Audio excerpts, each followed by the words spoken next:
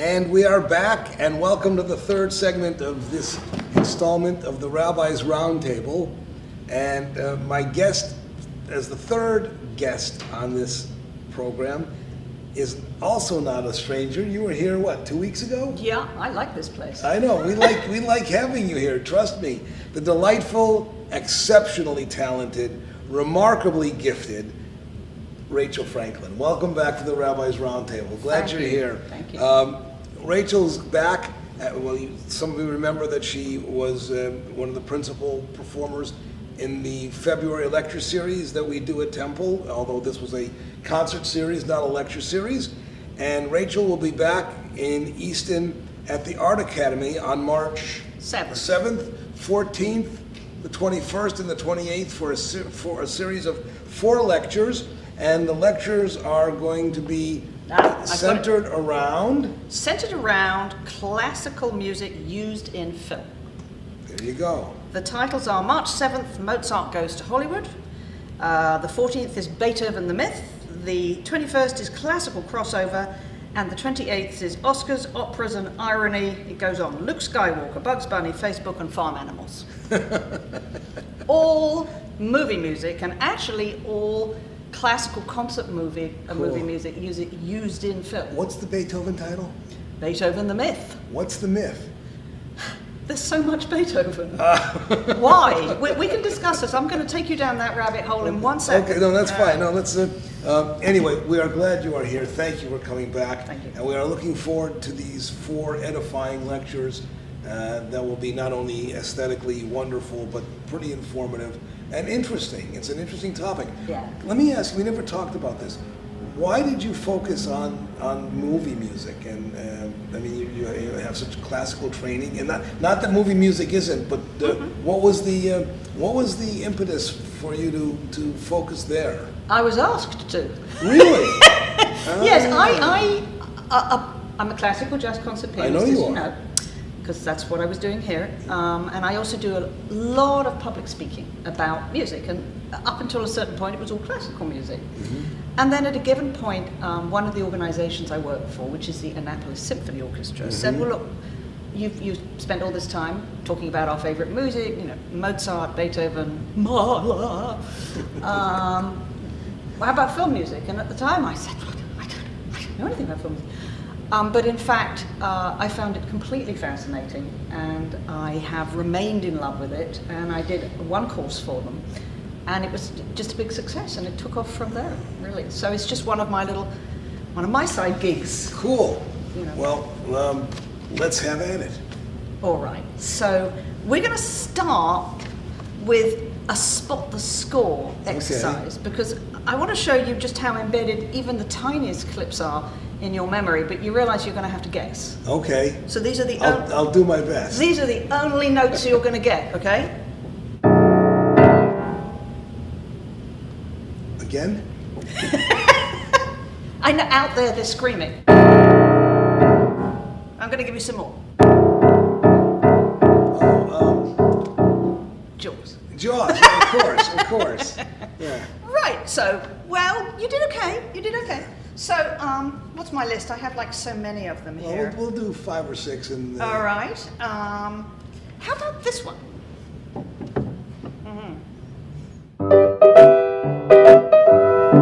Recognize that one? Do you know what it is?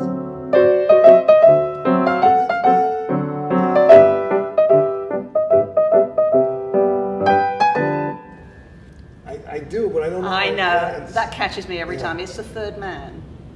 Everybody loves it. Yes, it's that strange, rather sinister, strange zither sound. Blink, blink, blink, blink. By a gentleman who was a professional zither player called Anton Karas. He was a Viennese zither player and found the world came to his doorstep after he scored this film. And he didn't know what to do about it. And in the end, he didn't like being famous, and he went back to Vienna and opened a restaurant. Really? Fame doesn't suit everybody. Yeah. Interesting. Now, do you know this one? It's such a beautiful sound. So far, I'm 0 for 2. You'll live. Come to my lectures. I will. All right.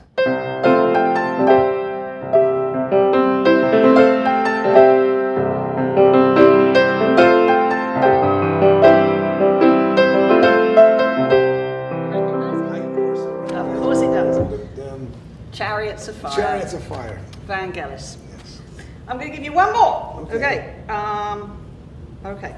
And you're going to you recognize I this hope. one as I well. recognized all of them.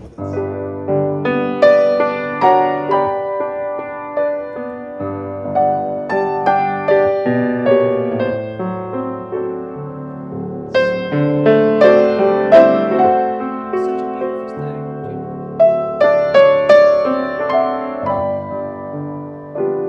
Someone I love. It's from Dr. Zhivago. Yeah, Dr. Zhivago. It's Dr. Yeah, Zhivago. So they put words to it? I need to check on that. Yeah, they right, did. Right. Somewhere never mind. It's fine. Sorry about that. So these are all pieces that are completely embedded in our cultural subconscious. Even though we don't know what they are, they summon up certain feelings, that they make us move and behave a certain way and remember certain things, even if we don't know what they are. They're just there. And the course I'm doing at the Academy is about a kind of a sub-area of that, which is extremely interesting, which is the use of classical concert music in film, the use of Mozart, Beethoven, and Chopin, and Bach. I'm sure if Bach had been told that his Goldberg variations were going to be used to represent cannibalism, you know,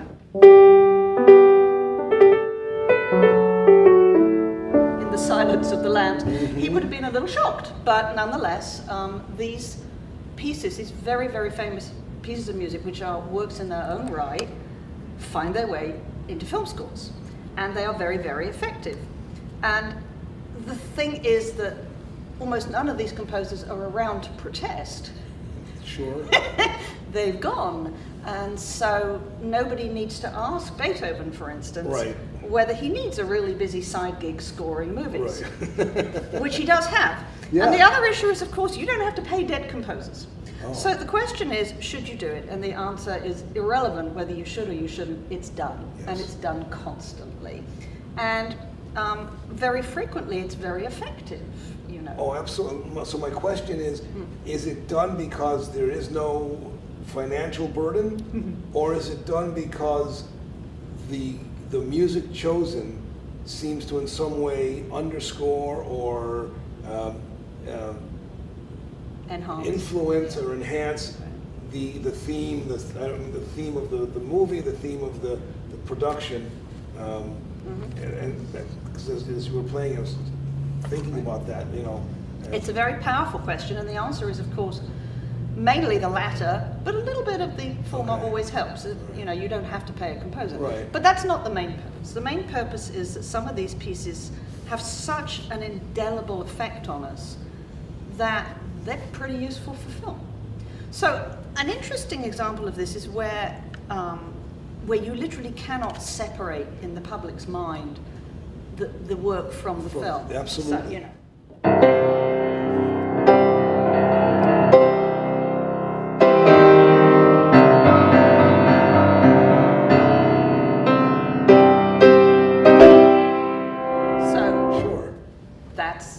Thus Spake Zarathustra. I always lisp on that, by Richard Strauss, an extraordinary tone poem. And of course, it was used for the opening of Kubrick's 2001 A Space Odyssey. And Kubrick even thought about a different piece of music, but in the end, he settled on that. That was his entire vision, was based around that piece of music. And so now, most of the film-going public know that work, that major work through the film. Of course. And so who's to say, well, that he shouldn't have used it? Kubrick, of course, wouldn't have been interested in being told that anyway. Right. But he made a very important statement by using it. So now you cannot separate that. This is really, it's a fascinating topic that you are dealing with because, first of all, I don't remember where I was, but maybe it was in a college class. They showed a piece of film clip without the music, and it was unremarkable. And of course, they said the professor then showed a piece of the same film clip with the music, and it becomes evocative, it becomes poignant, it became attention grabbing. And we all know the power of music, whether it's in a spiritual setting or in our daily lives, and it just underscored how insightful and important it is to have music behind these things. Yeah. Very interesting. So I want to focus in, because I know we don't have a lot of time. Right. So taking from what you were just talking about, let's focus in on the use of Beethoven. So I basically I do a whole lecture, 90 minutes on Beethoven and use in film. It's just amusing to contemplate the degree to which Beethoven's music has been used, and you could say it subverts the film, you could say it enhances the film, you could say it's relevant or irrelevant. It just is. We can't go back and ask him, so there we are. So I thought, have you ever thought about how much the Ninth Symphony is used in film? Absolutely, yes. But it also teaches. It does. It also exposes to an audience who may not be musical or know too much, too much about it, to the great works that are chosen, and while they may link it to a movie, but it still gets it out there. Well, it's absolutely fascinating where it gets it out there, though, because in the case of Ode to Joy, you know,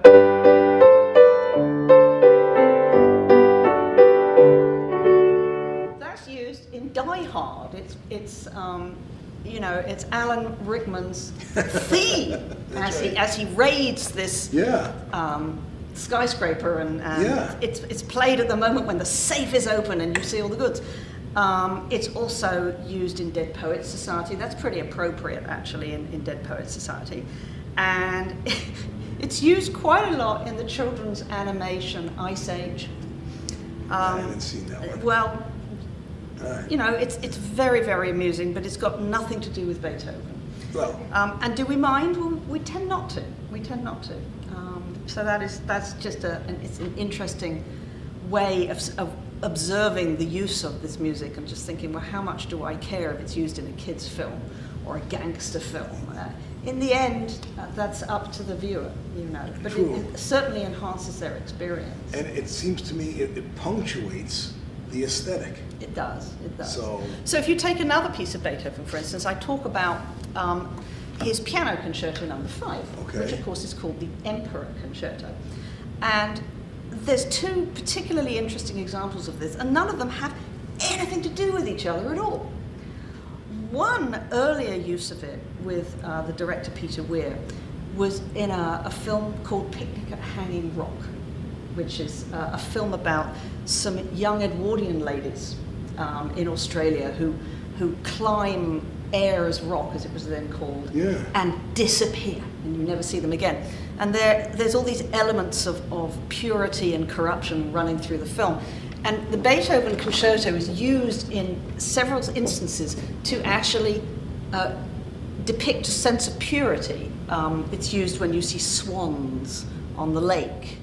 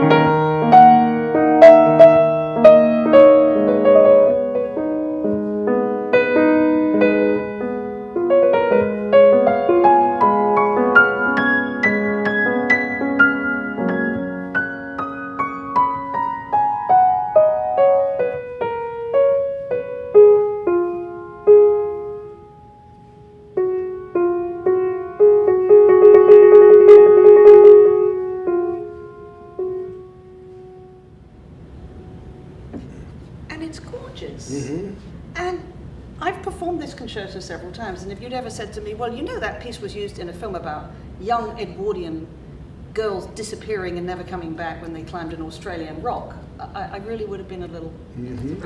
But there's another very interesting example of the piece being used in a completely different film. That segment used in the film The King's Speech, which is about George VI Yes. during the war, having Yes. to make the speech of his life to take England or Great Britain to war. And while he's making the speech, they use Beethoven's Symphony No. 7.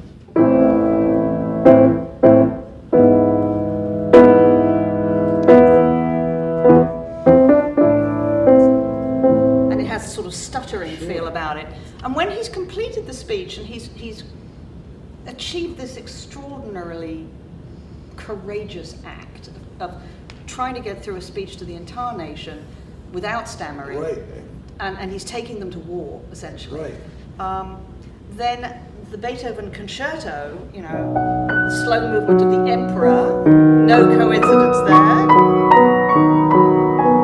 As he's walking through Buckingham Palace being clapped by everybody, the Beethoven concerto is what's being played. See, and completely different. That's why I think this is not just random, capricious choices. No, it's not here.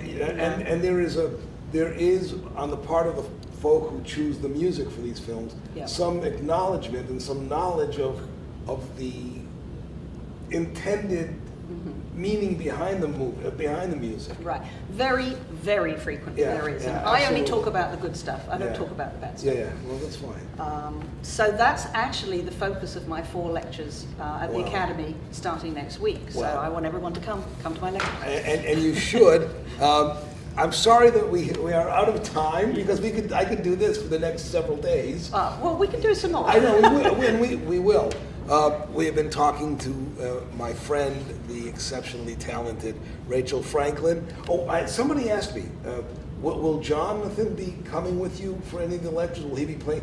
Rachel's husband, Jonathan, plays fretless bass, and he's as good as she is. He is fabulous, but no, he's actually got to go and earn a living doing something else. Bummer. Okay. All right. Another time, I'll bring him with. But next time you're back, we'll have him as well. Sure. 4 lectures at the Art Academy, music behind the movies, March 7th, 14th, the 21st, and the 28th. From 11 to 12:30. 11 to 12:30 at the Art Academy. We've been talking with the dynamic Rachel Franklin. Thank you for being back at the Rabbi's Roundtable. Easton, we will see you next time at the Rabbi's Roundtable.